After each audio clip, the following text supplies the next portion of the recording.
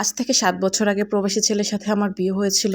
প্রবাসী ছেলেদের তো অনেক টাকা, আমাকে তো অনেক ভালো রাখবে, ভালো খেতে পারবো, পড়তে পারবো, আমার ভবিষ্যৎ নিয়ে কোনো চিন্তা করতে হবে না।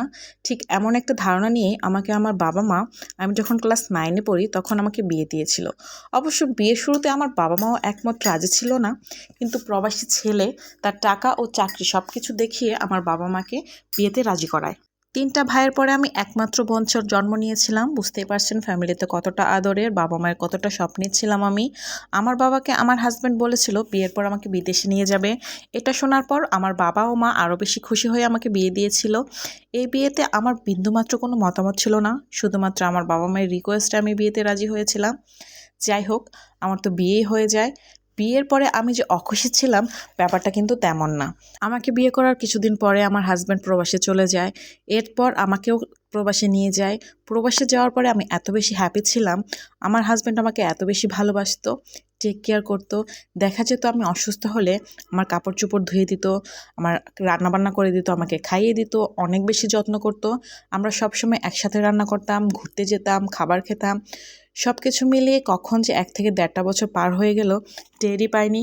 ১ বছরের মাথায় আমার কোলে ফুটফুটে কন্যা সন্তানের জন্ম হলো।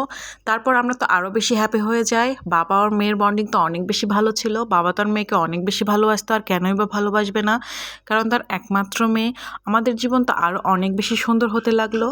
তারপর তার ঠিক ২ বছর পরে আমাদের ছেলে সন্তানের জন্ম হয়। আমরা তো অনেক বেশি খুশি ছিলাম। আমি তো বেশি খুশি ছিলাম, কারণ আমার ছোটোবেলা থেকে অনেক বেশি স্বপ্ন ছিল আমার একটা ছেলেবাবু হবে।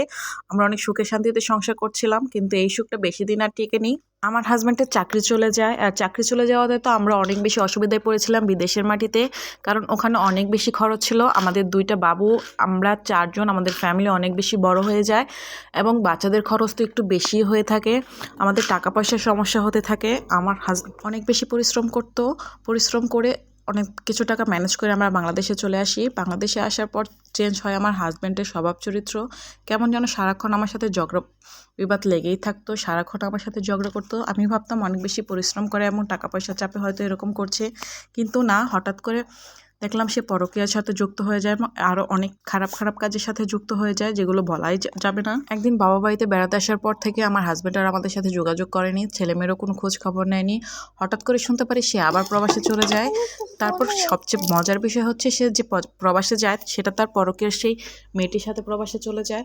তারপর আমাদের ডিভোর্স হয়ে যায়। এভাবে চলে আমাদের জীবন। কিন্তু সে একবারও তার ছেলে মেয়ের খোঁজখবর নেয়নি। আমার কথা তো বাদই দিলাম, তার যে নিজের 2টা সন্তান ছেলে মেয়ে তাদেরও খোঁজখবর একবারও নেয়নি। সে পছন্দের পরকীয়ার মেয়ের সাথে প্রবাসে চলে যায়। তারপর থেকে তার সাথে আমার আর যোগাযোগ হয়নি। এই গল্পটা আসলে আমার না, আমার জীবনেরও না, আমার সাথে কোনো মিল নেই। আমার একজন ফলোয়ার্স আমাকে মেসেজ করে পাঠিয়েছে আপনাদের সাথে শেয়ার করার জন্য তার জীবনের কাহিনী। সবাই ভালো থাকবেন, সুস্থ থাকবেন, আমার পাশে থাকবেন। ধন্যবাদ।